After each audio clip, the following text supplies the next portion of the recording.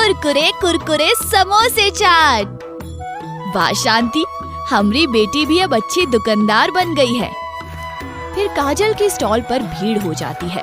काजल सबको चाट बना बना कर देती है और शांति पैसे काटती है। गरीब समोसा चाट वाली, खाना क्या तुम्हारा बाप देगा? अभी तक झाड़ू ही लगा रही है, यहाँ पति भूखा मर रहा है। जी अभी लाते हैं।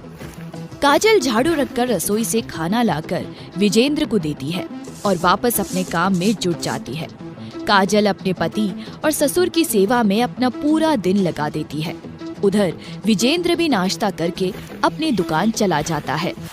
मेरे पास तो पैसे भी जुगाड़ नहीं हुए, अब कर्जदारों को क्या जवाब दूंगा। इतने में ही एक कर्जदार विजेंद्र की दुकान पर आ जाते हैं। क्या भाई, पैसा दोगे या नहीं? और इस बार जो पैसे ना मिले तो तुम्हारी दुकान से सामान उठा ले जाएंगे। नहीं, हम दे देंगे जल्दी। विजेंद्र रात को घर लौटता है और घर का दरवाजा खटखटाता है। काजल दरवाजा खोलती है और कहती है, कितनी देर से आपका इंतजार कर रही थी, जल्दी से हाथ मुंह धो लीजिए, आज आपकी पसंद का खाना बनाए हैं हम। जब देखो इस अपशगुनी का मुंह देखने को मिलता है। जब से हमारी जिंदगी में आई है हम बर्बाद होते जा रहे हैं। अरे हमने तो पहले ही मना किया था इस लड़की से शादी मत करो, लेकिन तुम हमारी सुनो तब तो। अरे हमका क्या पता था बाबूजी कि एक कुछ ना ही लेकर आएगी। हमका लगा था कि बहुत दहेज मिलेगा। हम कौन जान रहे थे कि इसका बाप कुछ भी ना देगा। किस्मत फूट गई हमारी। बस बहुत हो गया। आज तक हम एक शब्द नहीं कहे, लेकिन हमरे बापू के खिलाफ हम एक शब्द भी नहीं सुन सकते हैं। अब एक पल के लिए भी हम यहाँ नहीं रुकेंगे। ताऊ तो ऐसे दिखा रही जैसे कितना पैसा हमें दे रखी है।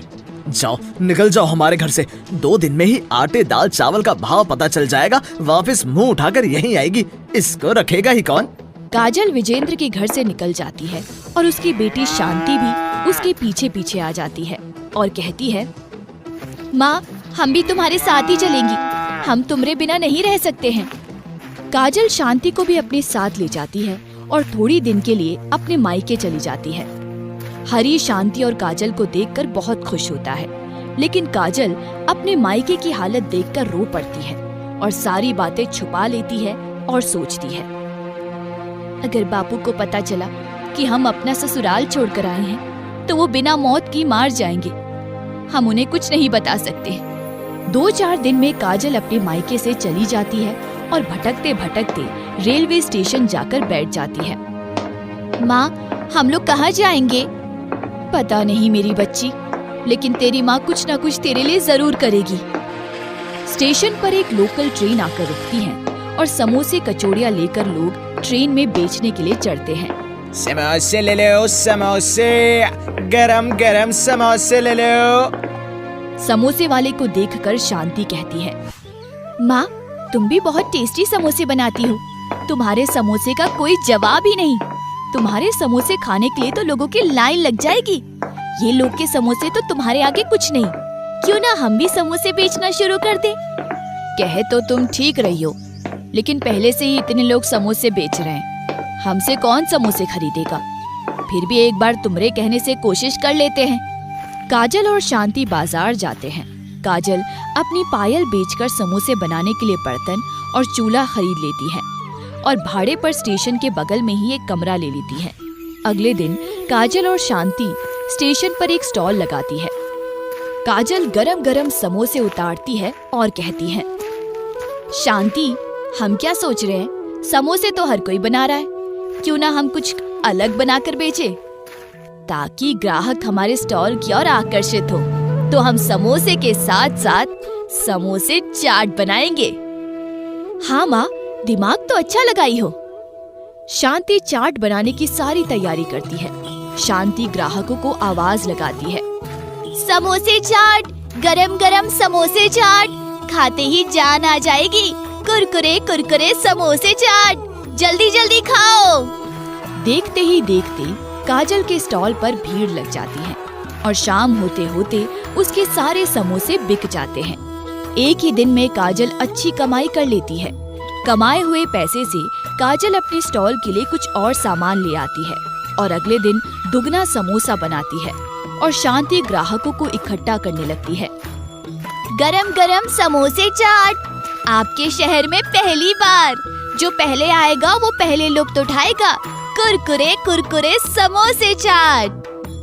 वाह शांति, हमारी बेटी भी अब अच्छी दुकानदार बन गई है। फिर काजल के स्टॉल पर भीड़ हो जाती है। काजल सबको चाट बना बना कर देती है और शांति पैसे काटती है। शाम होते होते काजल के सारे समोसे बिक जाते हैं। अब दोनों माँ बेटी मिलकर अच्छा खासा कमा लेती है। दिन यूं ही बीतने लगते हैं और काजल स्टेशन पर समोसे बेचने वाले लोगों की आंखों में खटकने लगती है। काजल की स्टॉल चलने के कारण उन लोगों के समोसे पड़े रहने लगे। ये 2 दिन की आई औरत हम लोगों का धंधा बंद करवाने पर लगी है। अरे इसके स्टॉल में आग लगा देंगे, हमारे एरिया में आकर हमसे पंगा ले रही। रात को जब काजल और शांति अपने भाड़े के घर में रहते हैं, तब कुछ स्टेशन के दुकानदार काजल के स्टॉल में आग लगा देते हैं। और अगले दिन जब दोनों माँ बेटी समोसे की पूरी तैयारी करके अपने स्टॉल पर आती हैं, तो उन दोनों के होश उड़ जाते हैं और शांति रोने लगती है। माँ, अब हम क्या करेंगे? कहाँ से हम खाएगी?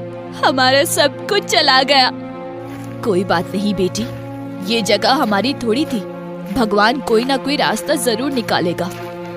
काजल और शांति रोते हुए सारे सामान लेकर वापस घर चली जाती है। स्टेशन के दुकानदार बहुत खुश होते हैं। हमारे एरिया में आकर हमसे पंगा, अब मुक्की खाकर गिर गई ना। काजल घर जाकर समोसे बनाती है और घर पर ही चाट बनाने की तैयारी कर लेती है और सब सामान एक बड़ी सी टोकरी में रखकर शांति के साथ स्टेशन पहुंच जाती है।